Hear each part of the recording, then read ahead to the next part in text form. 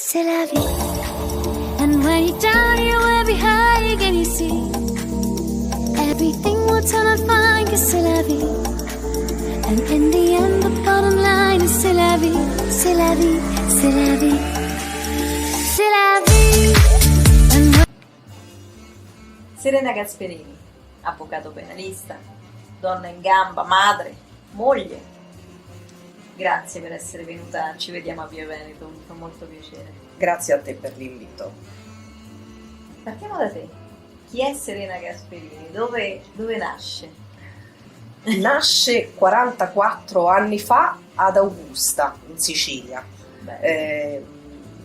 Per motivi lavorativi mio babbo era andato lì e quindi lì nacqui io. Ci sono stata fino all'età di 14 anni e poi a 14 anni Roma mi ha adottato. Sì, però hai un accento un po' toscano.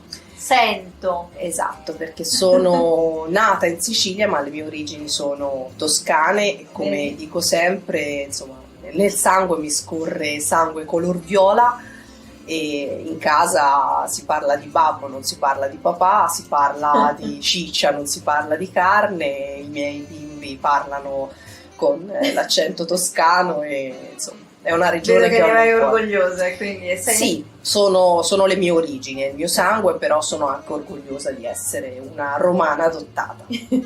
Romana adottata, un avvocato, come si dice, con gli attributi, rimaniamo... Così mi descrivo. Un peperino, da quanto ho capito, insomma il tuo approccio a questa professione, innanzitutto. Guarda, io mi ricordo che a 9 anni dissi a mio padre che io volevo fare il giudice dei cattivi.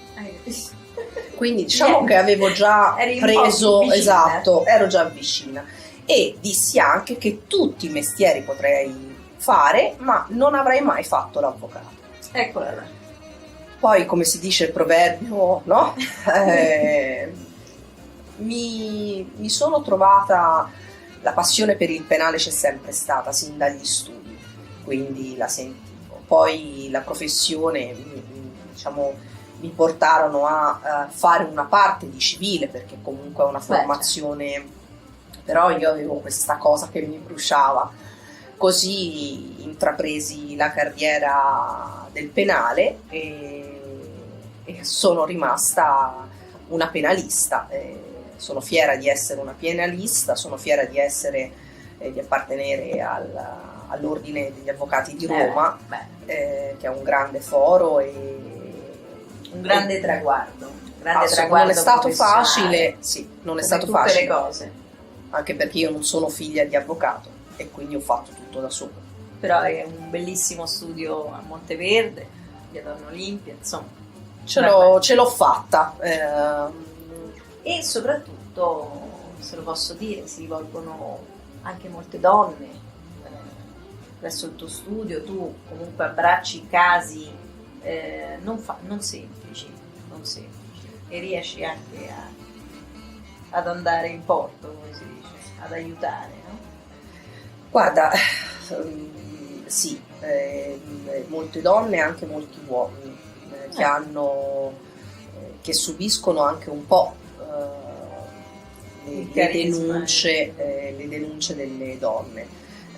Lotto molto contro le false vittime, contro le false denunce. Questo è interessante, quindi riconosci che non è sempre così vittima. E ho visto gente, padri, mariti essere rovinati. Sono una donna che difende le donne senza se e senza ma quando ritengo che siano veramente vittime, però non ho pietà nei confronti delle donne che rovinano uomini e mariti, perché ho visto delle persone devastate, bugie, invenzioni, e quindi diciamo che poi sono molto propensa ad assistere gli uomini che in questo momento, a parte i casi che si sentono, però la gran parte patiscono svariate situazioni, specialmente in ambito penale. Beh, devo dire, insomma, restando in ambito, siamo stati in una struttura dove accolgono questi padri che vengono sono persone che poi finiscono sul lastrico e finiscono da soli, abbandonati, anche senza la stima dei figli. Sì, vengono... c'è ancora questa cultura della donna non autonoma, no? Della donna che deve essere mantenuta, e chi deve essere a mantenere deve essere l'uomo. Quindi mi devi mantenere e ciò che accade a te non mi interessa. Che tu vada, che tu non possa rifarti una vita, anzi, se non ti rifai la vita sono anche più contenta. Se ti riesco a mettere contro i figli o a ledere la stima, ben venga. Sembrano appunto che alcune donne, perché poi ce ne sono altre molto intelligenti, che non intaccano il rapporto con il figlio, lo incrementano, quindi ci sono molte donne intelligenti. Ci sono delle situazioni, e ne ho viste parecchie, nelle quali io vedevo degli uomini proprio devastati. Uno di questi casi addirittura di denuncia falsa, di maltrattamenti, di botte, di stalking assolutamente false, solo per appunto poi in giudizio costituirsi, chiedere un risarcimento enorme. E ti assicuro è un processo che ho dovuto curare per 4 anni, durissima, poi perché sei donna che difendi l'uomo, quindi devi dimostrare proprio, fai tanta fatica, e il fatto di essere poi una donna che difende un uomo accusato di violenza, di maltrattamenti, ti guardano anche male. Però io sono donna, quindi so benissimo come ragionano le donne, ed è per questo che difendo senza se senza ma, e veramente senza risparmiarmi gli uomini. Quale pensi che sia un grosso gap in questo, un grosso vuoto, no?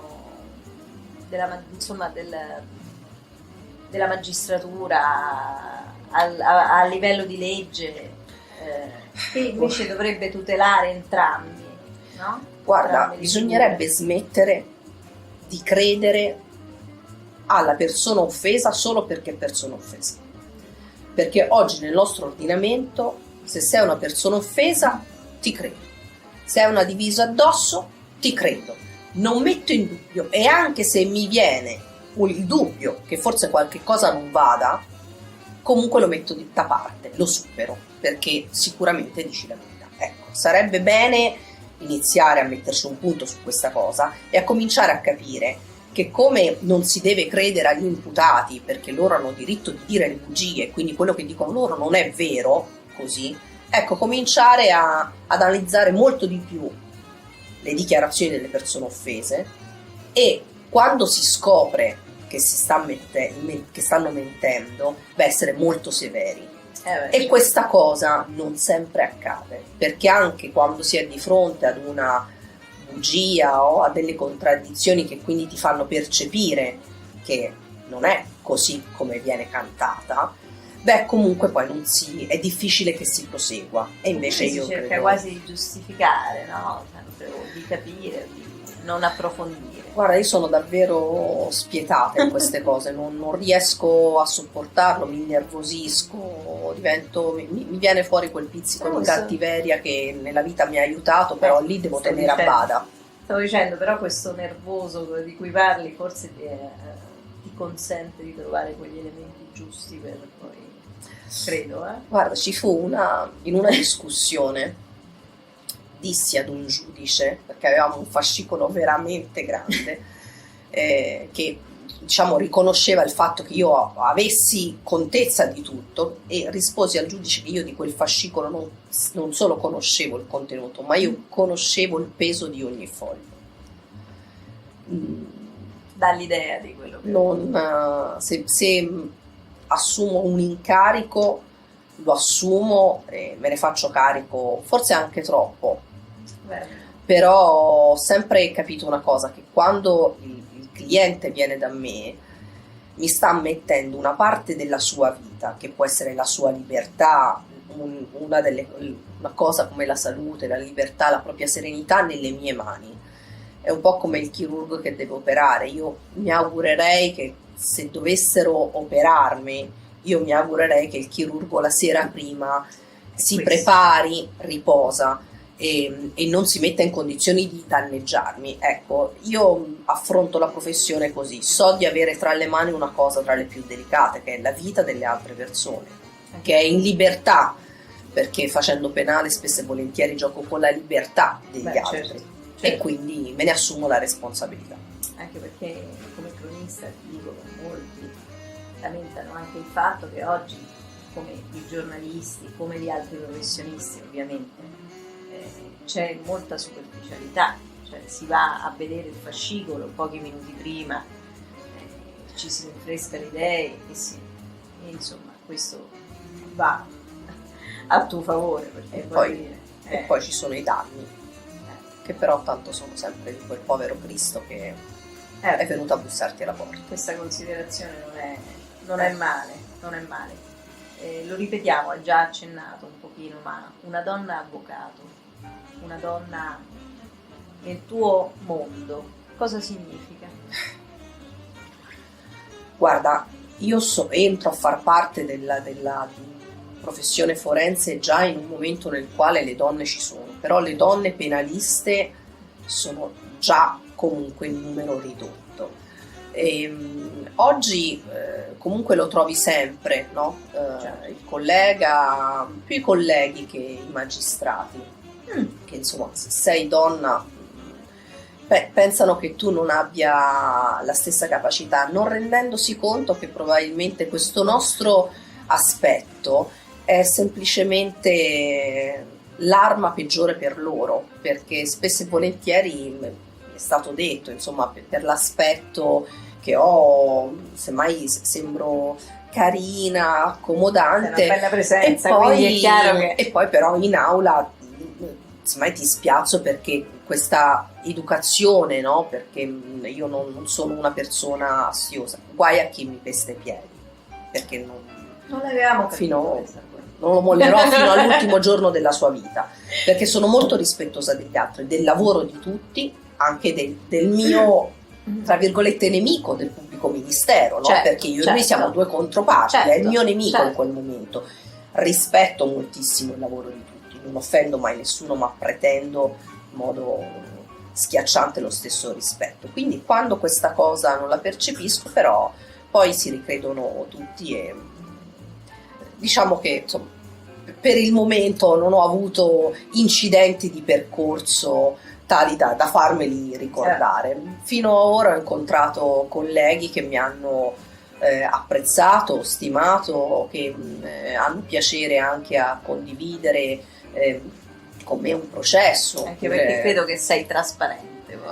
Guarda, purtroppo nel bene e nel male mi si vede immediatamente, tanto mi fai simpatia quanto se mi stai sulle scatole. È inutile provare. Sì. Famiglia, amicizie, figli, valori. Allora, un valore me lo porto da quando sono nata, che me lo porta mio padre, me lo insegna mio padre. La correttezza, la fermezza, la determinazione, la professionalità, questi sono degli insegnamenti che mio padre mi ha dato e che mi hanno peraltro portato ad essere una penalista. La mia famiglia è composta appunto da un collega penalista con 2 bimbi. Ah, quindi proprio lo stesso... Sì, siamo 2 penalisti, sì, e ci siamo innamorati in aula. Litigate a casa o... No, guarda, io penso di essere, poi qualcuno dirà, ma non è possibile che non si litiga con il proprio compagno. Io non lo so, forse per il mestiere che facciamo non amiamo discussioni, ci confrontiamo, non lo so, sarò stata molto fortunata, che ti devo dire, però devo dire che il mio compagno prima è il mio collega e dopo è il mio compagno. Bene. Perché ho una grande stima, peraltro lo reputo più bravo di me e quindi assolutamente, quindi prima è il mio collega, è un uomo che stimo moltissimo, di una grandissima cultura e di una grandissima preparazione, dopodiché è il mio compagno e ancora dopo il padre dei miei figli. Da quanto siete una coppia? 13 anni. Beh. Bello detto dopo 13 anni, perché comunque... Sì, lo sai qual è un po' il segreto? La stima, no? E il rispetto, non c'è mai la libertà che insomma non si hanno blocchi oppure quindi. E poi guarda, forse sì, la stima reciproca come persone, professionale, ovviamente ci ha aiutato, e il dialogo, si parla molto anche nei figli, insomma siamo dei grandi chiacchieroni. Secondo te una professionista che caratteristiche deve avere? Coraggio, tanta determinazione e quel brutto carattere. Quello lì di cui parlavamo, che insomma tanto brutto non mi sembra. Però poi qualche volta devi passare per essere una con un brutto carattere, perché sennò rischi di essere un po' calpestata, quindi qualche gomitata devi impararla a dare. Torniamo mai per ai prima, discorsi di prima. mai per prima, sempre in difesa, però sì. La macchina legale, insomma, c'è qualcosa di, tu pensi, qualcosa di non detto, qualcosa dietro le quinte che ogni tanto dici, ma questa cosa qui? Guarda, ormai è dal 2004 che sono, come dico io, a Piazzale Clodio, e tante volte, guarda, una cosa che mi dispiace, trovo poco coraggio nella magistratura.